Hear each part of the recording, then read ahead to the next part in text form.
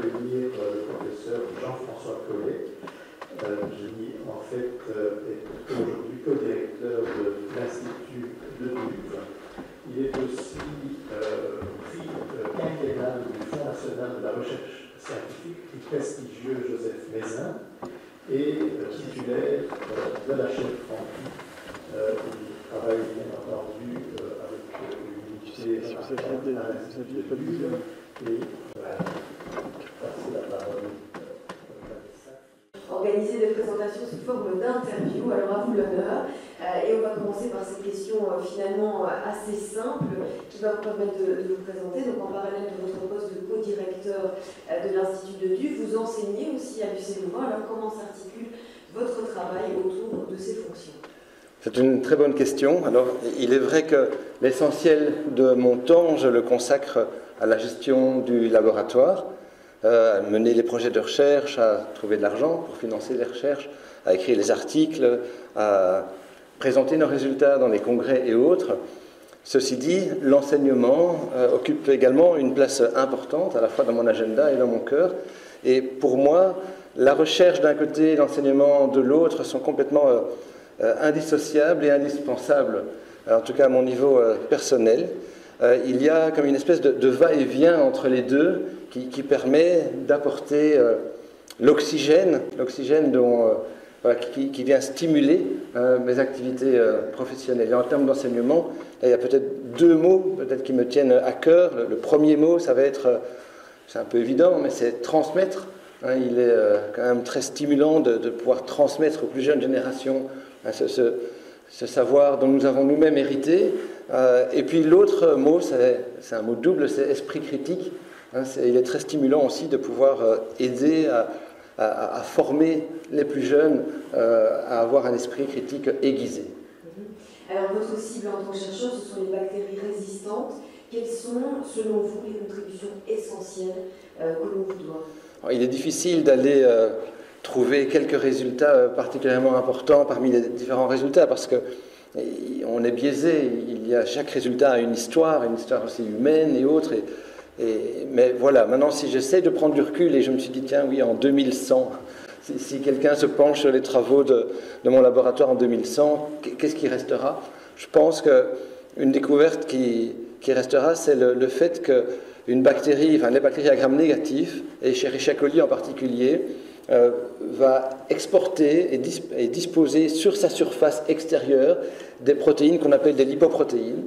Et ça, c'est quelque chose qui était ignoré il y a encore quelques années, alors que Escherichia coli a été étudié depuis plus d'un siècle.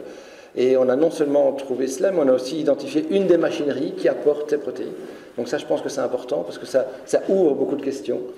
Et si j'ai encore quelques secondes, je vais aussi je pense que les différents travaux qu'on a faits dans les mécanismes qui permettent aux bactéries de se défendre contre des stress, que ce soit les antibiotiques ou les stress oxydants, vont rester. Et là, je ne peux pas m'empêcher de parler d'un article sur lequel je suis en train de travailler. Et dans cet article, on explique qu'une chaperonne, le professeur Constantinescu parlait d'une chaperonne il y a quelques instants, qu'une chaperonne qui a été étudiée par des centaines de scientifiques depuis 30-40 ans, sur laquelle des milliers d'articles, je pense, ont été écrits. C'est la chaperonne HSP 60 ou Groeil, qui ressemble à une espèce de double donut. Vous prenez un premier donut, vous en prenez un deuxième, vous les empilez l'un sur l'autre. Et donc cette protéine a été disséquée, étudiée sous tous les angles depuis 30-40 ans. Et là, on a, de façon assez étonnante, on a découvert qu'il y avait un troisième donut qui venait s'empiler sur les deux premiers. Et c'était resté non découvert depuis si longtemps. Et ça, je pense aussi que c'est une découverte qui restera. Alors, dernière question peut-être, c'est quelle était pour vous l'importance qu'elle revêt, votre entrée à l'académie, quelle est l'importance qu'elle revêt à vos yeux, et puis quelles sont vos ambitions? On ne va pas se projeter en 2100, jusqu'à 5 ans.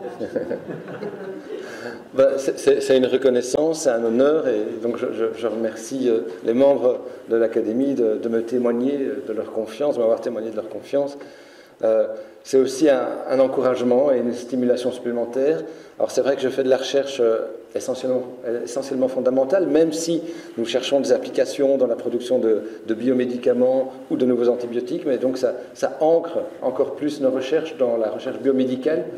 Et puis, donc je pense que, et j'espère, mais je pense que ce que j'entendrai ici à l'Académie et les différentes discussions que je pourrai avoir vont certainement stimuler ma réflexion et vont avoir un impact sur cette partie de mon labo qui est consacrée à la recherche et à la mise au point de nouveaux antibiotiques. Donc là, ça serait un objectif à 5 à 10 ans.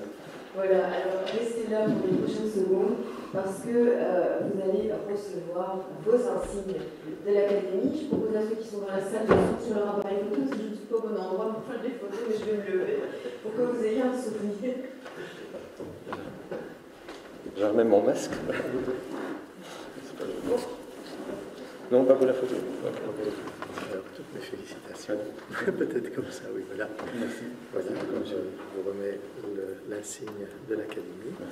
Alors, un livre aussi qui parle du Palais des Académies, qui a été constitué, et une cravate de l'Académie. Merci, monsieur le secrétaire. Toutes mes félicitations. Merci.